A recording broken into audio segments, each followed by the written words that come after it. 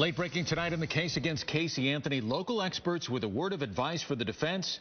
Be careful what you ask for. In response to a motion by Casey's attorneys, Judge Stan Strickland took himself off the case. Chief Judge Belvin Perry has now stepped in to take over. Western reporter Bob Keeling joins live now with the late breaking information. And Bob, some believe that this was a stall tactic, but those you've spoken with expect just the opposite.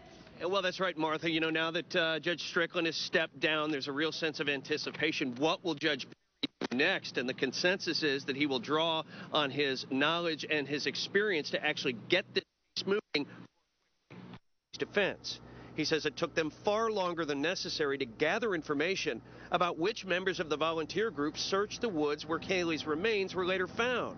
And under Judge Belvin Perry, James says those days are over. That when one looks fresh at this file and all that's occurred, I think a new judge is going to say enough is enough. He's going to keep this ball moving.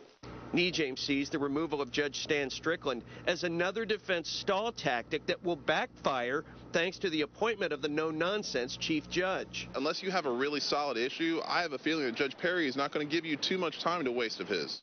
Defense attorney Richard Hornsby says the array of motions pending in the case against Casey will now be addressed more quickly.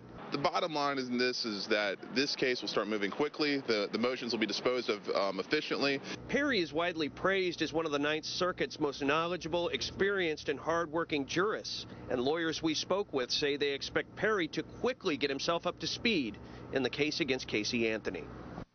And we've been in touch with her attorney, Jose Baez, but he will not comment on the appointment of Perry. Coming up all new at 6 o'clock, the vital role that Judge Perry played when he was a prosecutor in getting another Central Florida woman accused of murder convicted and executed.